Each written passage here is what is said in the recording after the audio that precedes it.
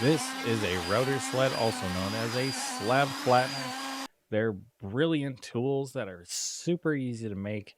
I used mine and I made uh, at least 100 cutting boards with it. And with that, I made a ton of money. And by that, I mean probably negative money because I got impatient trying to sell them and just gave them away to people. You can get the rails off of Amazon. They come in various lengths. The ones I got are 4 feet and then 3 feet. So I made a 4 by 3 foot um, slab flattener based on that. So that's what I'm cutting right now, a 4 by 3 foot sheet of material. This is plywood. I would tell you what type of plywood it is, but it's just plywood, so it's fine. It doesn't matter.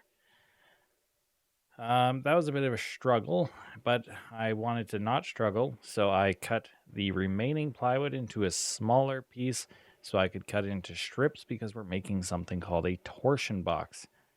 Now, a torsion box, my understanding is you have a flat surface and then underneath it you have a bunch of pieces laid out, as you can see on the screen. And then you have other flat pieces going the other direction and you make a grid out of them. And that stops the flat surface from bowing in any direction. So I had to cut the spines or the ribs, whatever you want to call them, and then a lot of pocket holes, and then you kind of just screw them into the top piece, which works pretty easily, pretty well. Make sure you don't drill too deep. If your screws are going through the flat side, it pushes the wood out and it gives you some inconsistent, your flat surface isn't as flat as you'd like it to be. So keep that in mind.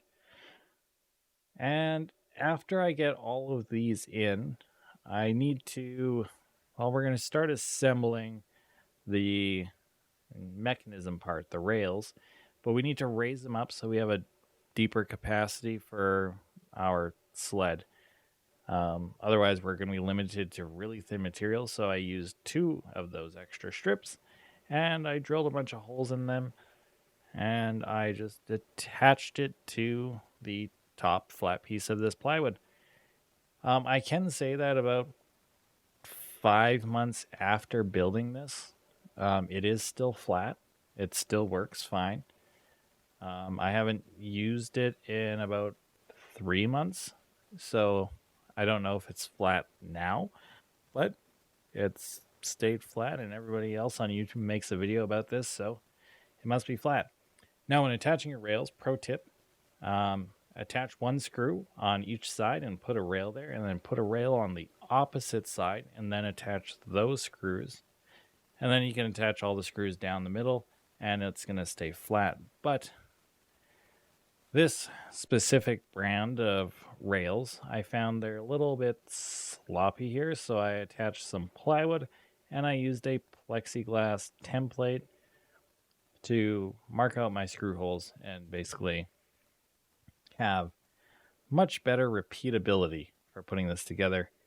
And then we are able to attach our rails to the top, and then I had to do the same thing for the router carriage.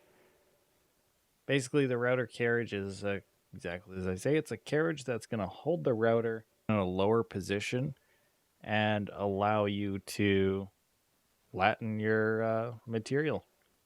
And I use plexiglass for that. It's really nice to be able to see what your bit's doing. Using tools while blind, not super effective. Well, it might be effective, but it's a lot nicer to be able to see what you're doing.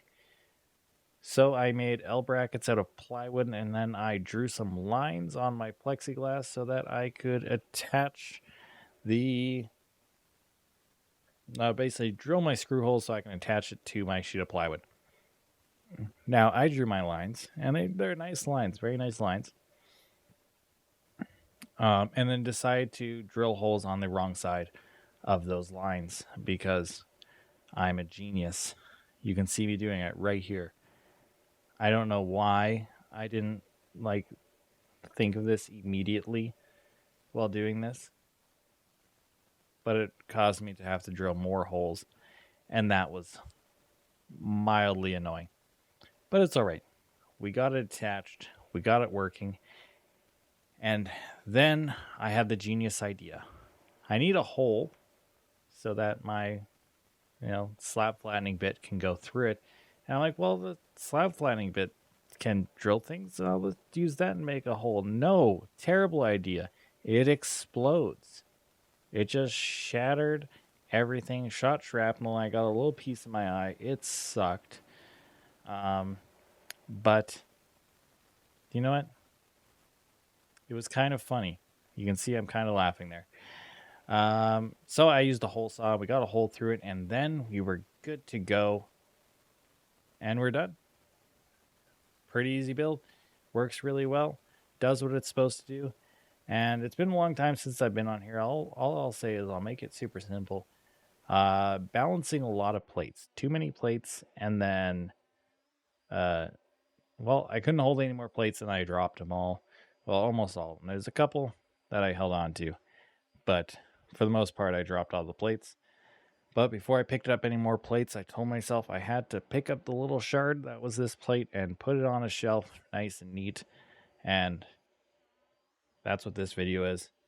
Thank you for watching, and I'll see you around.